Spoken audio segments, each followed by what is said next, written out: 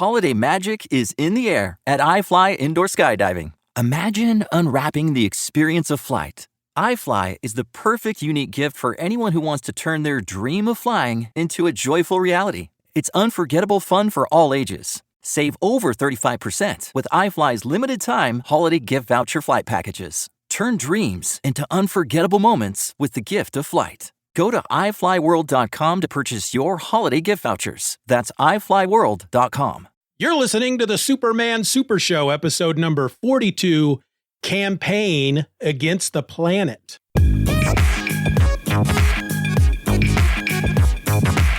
Hello and welcome to the Superman Super Show. I'm a host. My name is Steeven, and 1,000 miles over there to my right is another host, Mr. Ed Moore. Sup, Doug, sup. Doug just joined us live in the chat area. I don't know what kind of accent that is when people say area. I don't know. Sounds like a comic book character or something. How you doing? Pretty good, pretty good. I have a piece of banter here staring me in the face. Okay, go for it. Throughout the week, as I am wont to do at work, I sit and work on a computer all day long. And there are times when processes are running that I have more downtime than you probably actually should have at work, but it's there anyways. And something will pop into my head and I'll get on the internet and I'll just go down a rabbit hole. Well, I've been finding that a lot lately. I've been going down a early comic book history rabbit hole, but early for my way of thinking is early for what I can get a hold of. And so that's like late 60s, early 70s. That stuff I still see at shows and stuff like that. I see the comic books before that, but they're back there on the wall in a piece of plastic with like 4 digits on them. So in essence, I can't see them there, you know. Yeah. So, but a lot of the early cartoonists, writers, and a lot of the early comic book companies I've been favoring as I'm doing research and I go back looking something else up. And this is where I stopped. It catches my eye. This late 60s, early 70s, East Coast kind of early comic book as we know it. And 4 companies keep coming up. Fantagraphics, which is still going today. A company called Last Gasp. A company called Ripoff Press. And a company called Print Mint. Fantagraphics was actually there's another one called Kitchen Sink, but they've gone under. I've heard of them. Kitchen Sink was based in Wisconsin initially. Then they moved out to the Ninja Turtle area, Vermont, New Hampshire, I think, something like that. Yeah. But those 4 companies, Print Mint, Fantagraphics, Last Gasp, and Ripoff Press, a lot of really early cartoonists, a lot of early comic books. But what gets me is that the books were so raw. They were people who wanted to say something and didn't think they could say it up until this particular point in time. So when they were able to say it, boy, they really said it. Yeah. Political stuff, sexually charged stuff, or just straight up what a lot of people would call pornographic. I don't think it was necessarily intended to be pornographic titillating. I think it was intended to be pornographic F the man kind of, you know. But just it just strikes me compared to now. Now, I understand now the comic books are much more mass market. So you've got real young to real old, and you try to cover as much of that territory as you can. These folks were just writing, and to heck with who the audience was. They didn't care who the audience was going to be. It was up to the people who sold the book to tell people that they did not feel were appropriate, that, hey, this is not appropriate, you know. And this is a time period, too, where you have stories about where people got in trouble with the law because they didn't do that. Somebody just bought the book, took it home to little Bobby, who actually turned out to only be 8. But the book had some, I won't say objectionable, but some definitely adult-oriented stuff in it. So anyways, that's just a lot of the spare time reading that I've been doing, I just finished a book on the history of kitchen sink press. I picked up another one out of my comic book room to start reading about the independent. This is called independent press. For various reasons. Yeah. Nice big thick book that is kind of the tome on indie press. And I didn't write down the name of it, but if you look it up, there's a book by a dude. He wrote it in like the mid 70s, and it's like 500 pages long. Wow. And it basically talks about that middle to late 60s up until, of course, when the book came out, which turns out only to be about 10 years. But he had 500 and some pages worth of material to write about. So that's where a lot of my off time, when I'm not specifically doing something with comic books, has been going, is to that era, to those people. Crumb was one of the people there. The Keep On Truckin' dude, I know you've seen it with the big thumb, logo-y kind of thing. Very 60s-ish, but actually I think he did that in the very late 60s, early 70s. And some folks like that was all part of that. A lot of female writers that are really, they're not as active now, but they're really talked about as being the motivation for a lot of female writers now, is because they read that stuff. That's when those women were coming out and were also drawing things. Comiskey, I believe, is one of the names. Anyways, just that's where my mind's been going. A lot of that late 60s, early 70s kind of new wave, new age comic stuff, breaking the mold from DC and Marvel. Sounds like fun. It, for the most part, sometimes I'm like, it's a little too raw for me. Yeah. Not that most of it is my kind of thing anyways. I'm still very much a superhero guy. Yeah. They weren't writing about superheroes. They were writing as aggressively and as granular and as grating as they could. So, but yeah, it's been interesting to see that this is where it kind of started, into the 80s kind of stuff that I really dig, into the 90s with a lot of the punk and outlaw artists and things like that, moving on into now. Cool. Fabulous Furry Freak Brothers? Freak Brothers, yep, that was one. Never really got into them. I had back in the 90s when I was playing in a band, our bass player / singer, once he found out I was into comic books, he's like, "Oh, you got to check out the Fabulous Furry Freak Brothers." And I think he gave me, loaned me an issue or two. And I was just like, it's not really for me, but I always remember that. They have a cartoon that's fairly recent, like just the last couple years, on Tubi, maybe. Oh yeah, I think couple 3 seasons on there. I watched the first season and I was like, yeah, I'm good. I can't I can't do anymore. Yeah. Gilbert Shelton was the creator of the Fabulous Furry Freak Brothers for Doug Gilbert or Shelton. Anyone else that might want to know. Well, I read, I'm not going to really go into it because I recorded an episode for Just Another Fanboy yesterday about it, but I read what I consider almost the perfect Superman story recently. Cool. Superman Up in the Sky from Tom King and one of the Kubert brothers. I don't remember which one, Andy or Adam, but do you remember 2018 when DC was doing those exclusive giants for Walmart? Yeah. Oh yeah. Yeah. They had each issue had a 12 pages of a new story, and then the rest was reprints. And this was serialized in 12 of those issues. Okay. So it's collected from those that he did.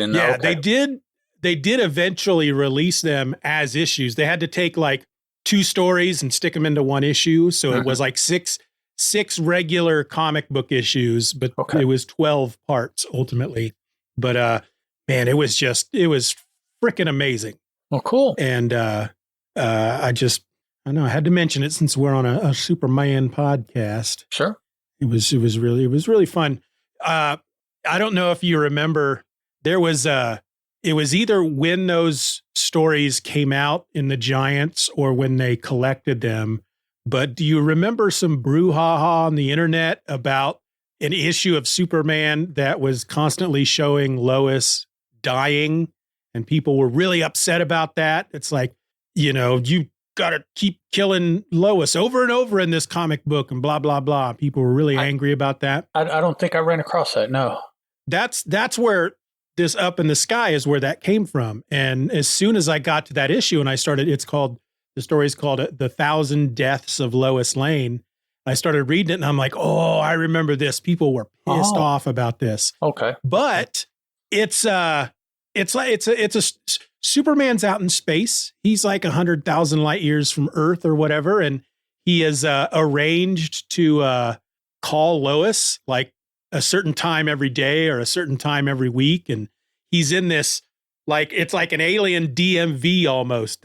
Their role is to beam phone calls, thousands of light years away. So he goes up to the counter and they dial Lois and she doesn't answer.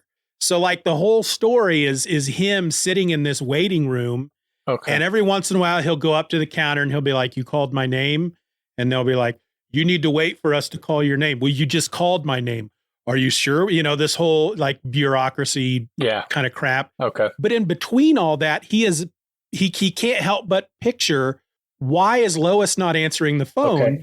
And he's imagining all these scenarios, like Lex Luthor kidnaps her and kills her and all this stuff. And it's like, I read that and I've been I've never been in an alien phone center, but I've come home from work or something and nobody was home, or have been at work and tried to call home and nobody answered. And of course you just start going, why aren't they answering? What immediately your mind goes to all these did somebody come and break in and murder them all and stuff? And so that, I could kind of understand people's anger, but I don't think they quite got what Tom King was trying to do there. And it very much sounds, just from your description, as yet another attempt by a writer to show people that Superman is like us.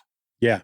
And that's, It was so good. The central theme of the story is ultimately that Superman will never back down. He will do whatever it takes, and he will overcome any of the odds to help someone. It was so good.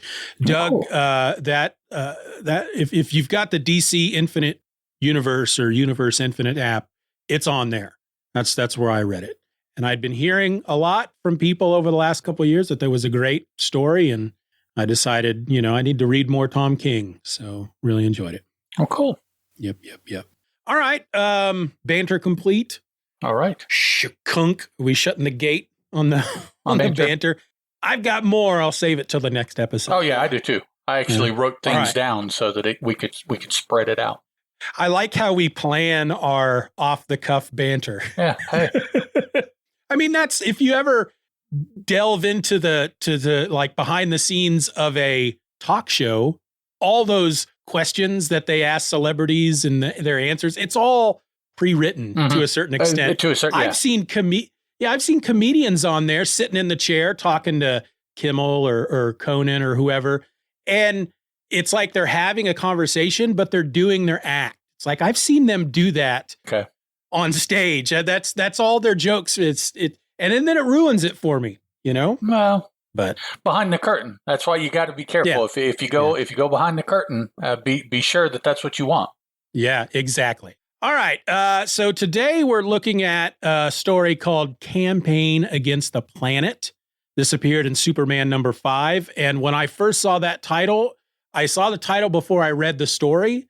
And I assumed at some point there was going to be aliens invading the Earth. Mm-hmm. When they said planet in the title, I thought they meant our planet, but no, it's the Daily Planet. This was written by Jerry Siegel. The artist was Paul Cassidy. Superman number 5 has a cover date of 1940, summer 1940, but an on-sale date of May 10th, 1940, according to Mike's Amazing World of Comics, which is where we also got the synopsis to the story. So I'll tell you what happened. Actually, before I start, let me ask you this, because right away in the synopsis, they give me the name of this politician. How would you pronounce his last name? Evil.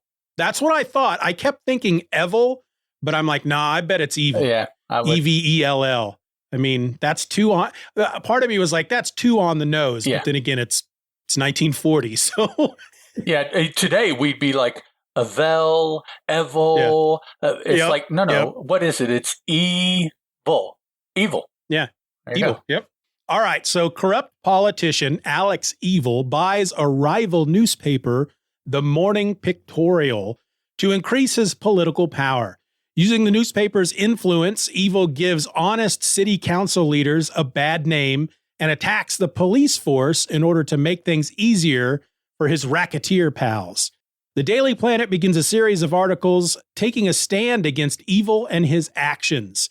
Evell tries to buy the Planet as well, but when he can't buy it, he begins a campaign of dirty tricks against them. He sets fire to their delivery trucks, forces newsmen not to sell the Planet, and otherwise disrupts circulation. Superman intervenes to make sure the Planet gets out to its readers. He corrals the mobsters responsible for the vandalism and terror. Evell orders the capture of Lois Lane in order to lure Superman to his death. Superman overcomes his attackers and tries to force a confession from Evell.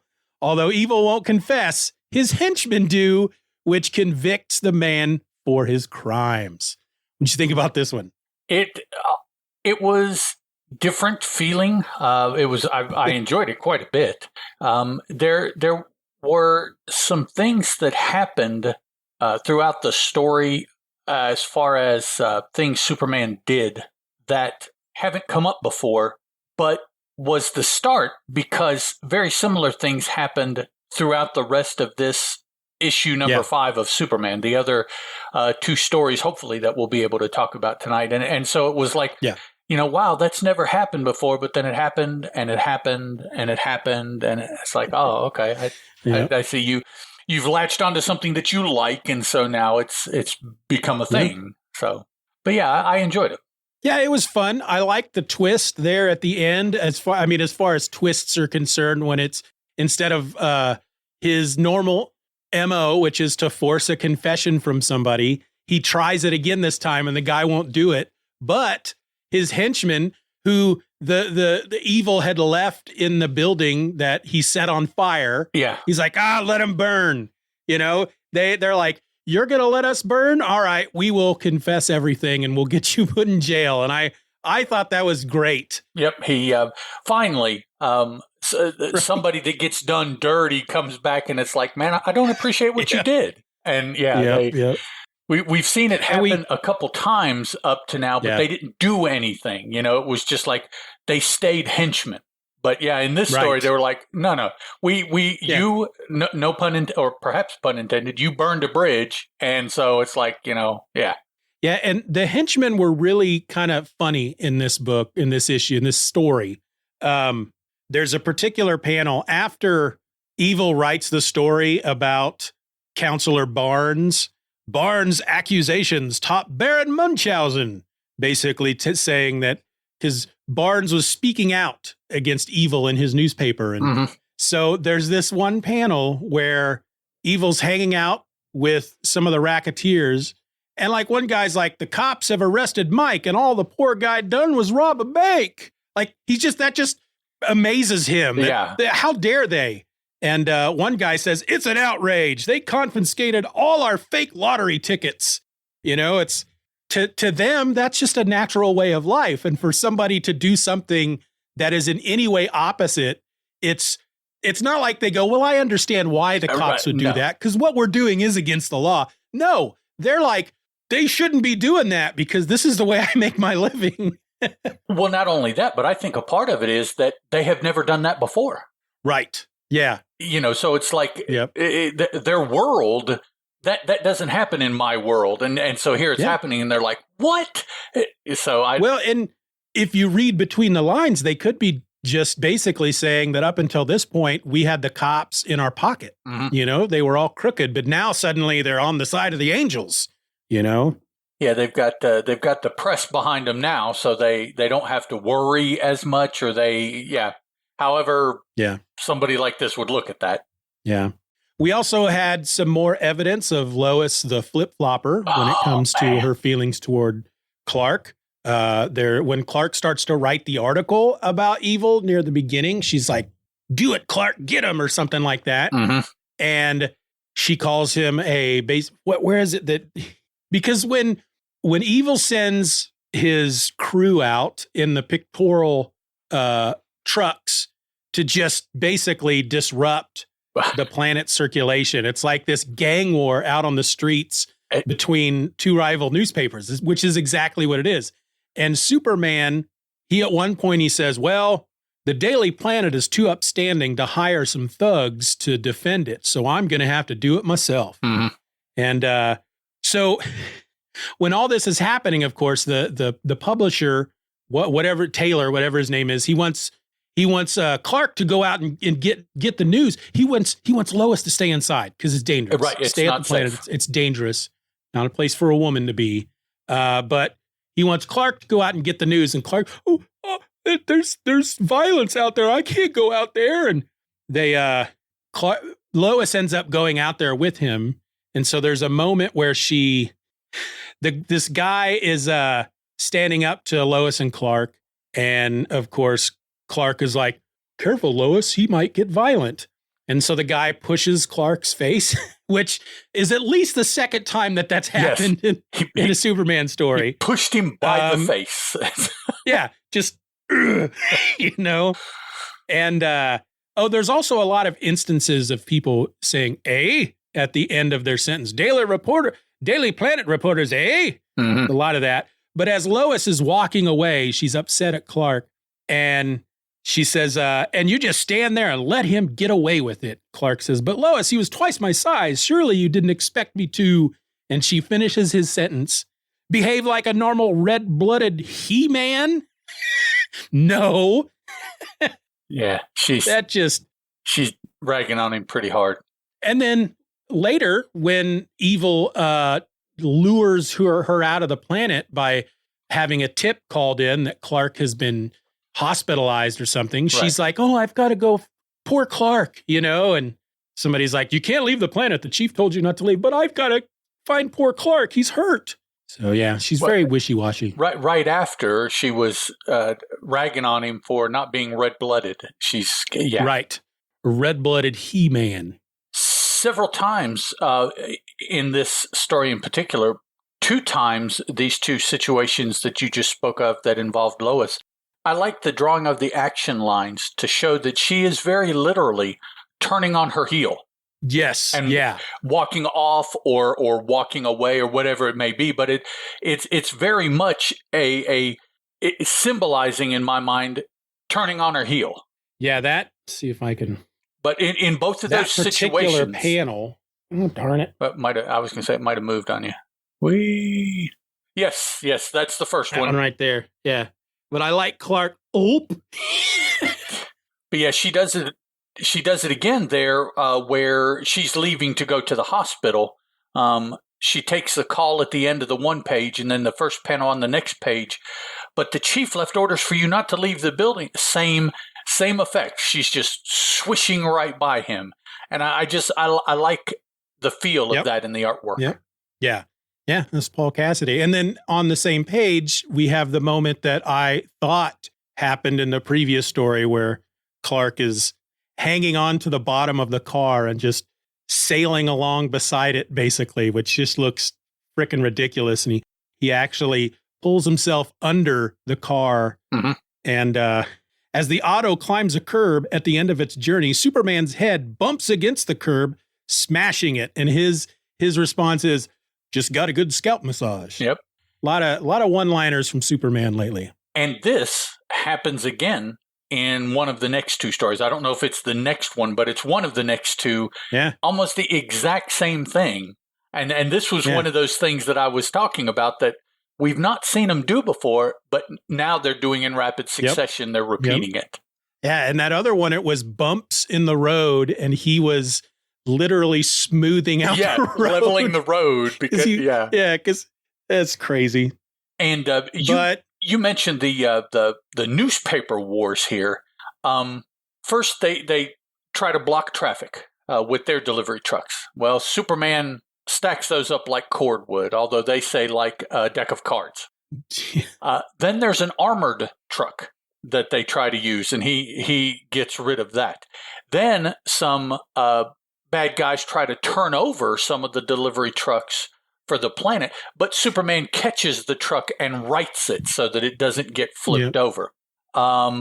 Ultimately, he picks up, is it the, well, actually, this looks like the truck that he righted, so that can't be right, but he grabs a truck. Yeah, same color.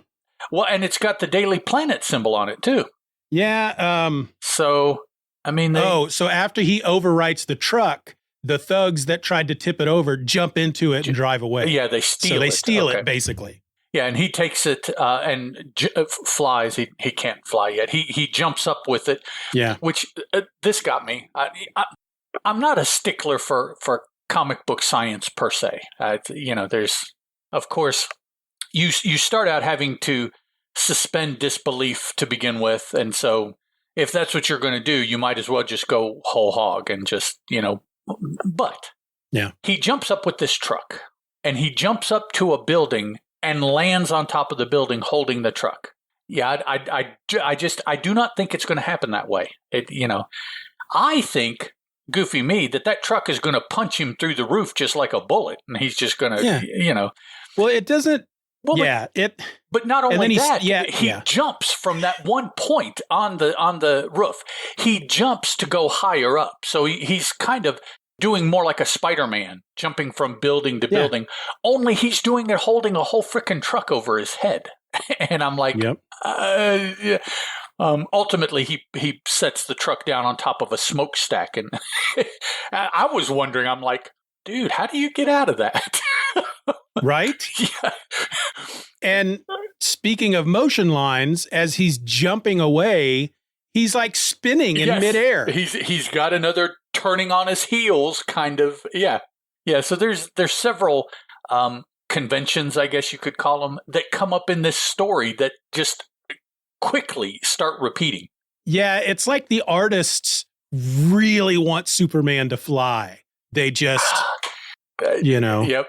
He just can't yet. Not yet. Because the 3 panels, well, the 4 panels where he's carrying the truck, when he jumps up with the truck, you see him jump across the 2nd panel, land on the roof in the 3rd panel, and then jump up to the smokestack.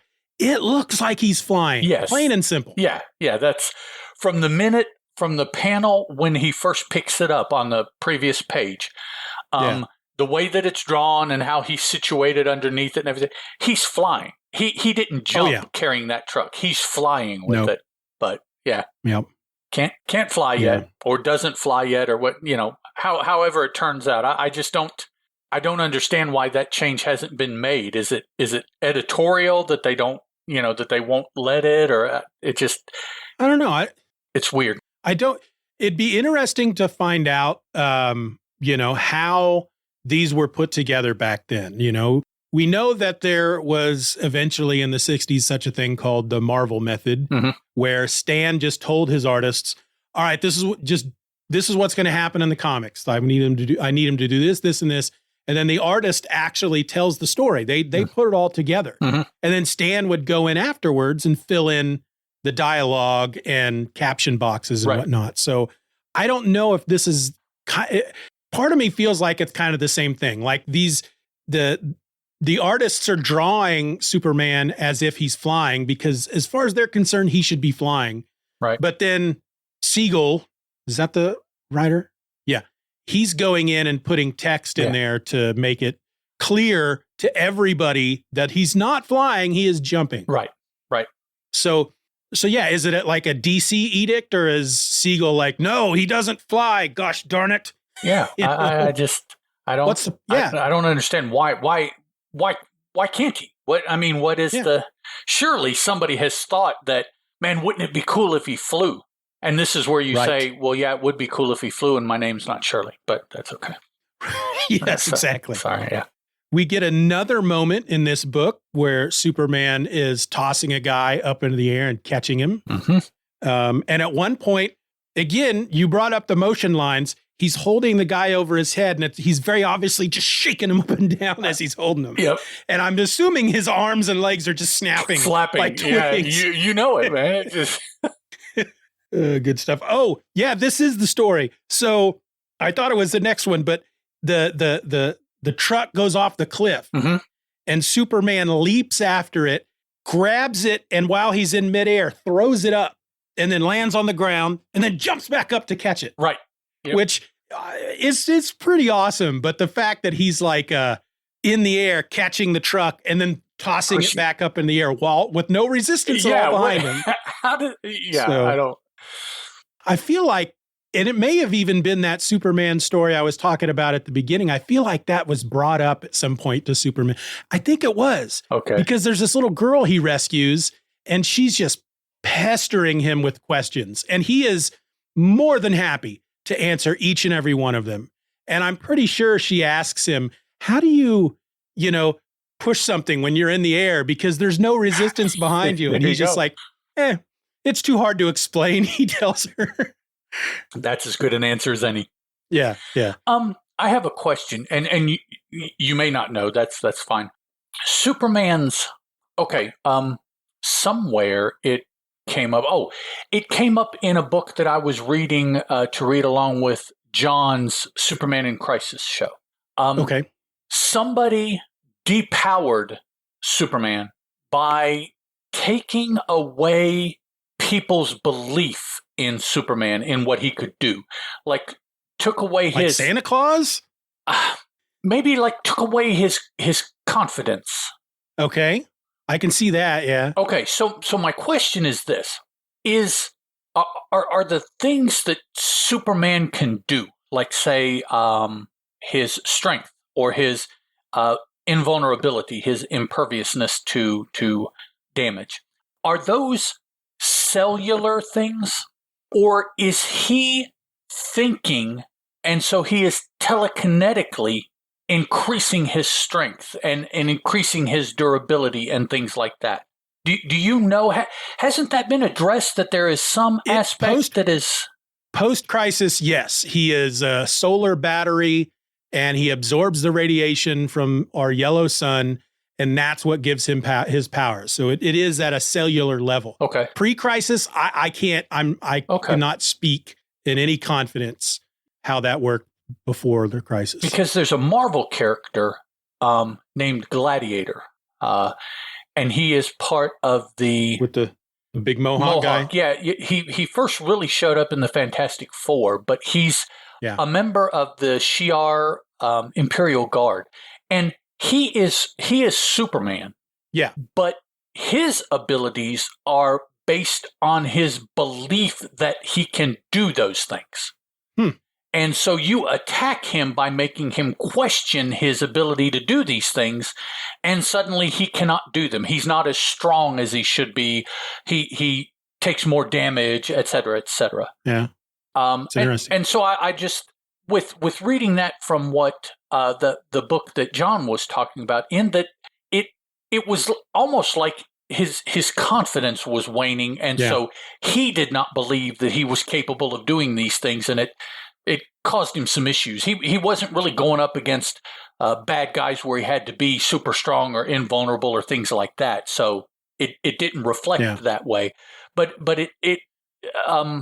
who was it? Somebody, who was the bad guy? Parasite? It was Parasite. And he was leeching the people's belief in Superman away from him. Just like he leeches other forms of energy, they were saying that is a form of energy too, that he was doing that. And so people were starting to turn towards him, Parasite, as being the big superhero going to save everybody, and not Superman. And Superman started feeling that.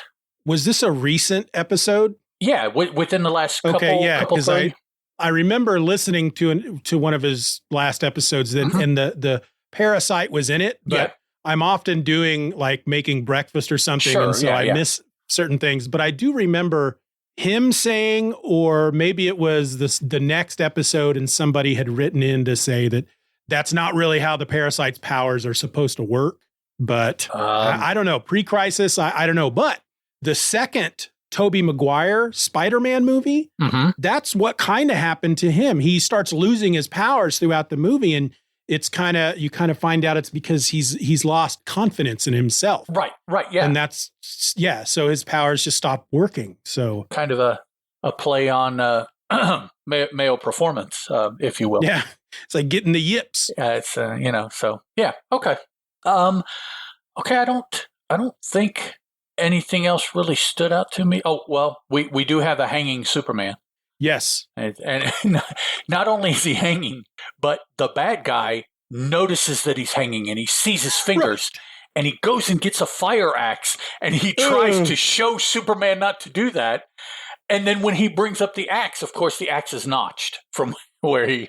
Right. So, that panel, though, where I don't think this will come off on the camera too well, but that panel where he notices Superman's fingers in the window pane has got to be one of my favorite panels ever of these Superman books. Because, And we can see it. I mean, they drew the hand so that we, reading the book, can see his fingers there from, halfway across the room on the window pane. So, yeah, that was good. It's it makes me think of moments like Wizard of Oz. Pay no attention to the man behind the curtain. Right. Or people like trying to hide in plain sight. And they're just like, if I pretend that nobody can see me, then they won't see me. And that just cracked me up. And then he gets, his hand hit with the axe, doesn't hurt his hand. It damages the axe. And then he jumps up to the roof and then immediately comes back down because his thought is, he won't expect me to come back so soon. Exactly. Yeah. He knows I left. He won't expect me to be back. Yep. Yeah. Let me look through here. Yeah. There's really, I think that's everything. Yeah. There's this almost like this bookend thing with the story where at the very beginning, the chief is telling Clark that he can take a vacation. Yes. But then the newspaper war breaks out and he's like, nope, can't take a vacation. And then when it's all wrapped up, Clark is like at the end, all right, I'm ready to take vacation.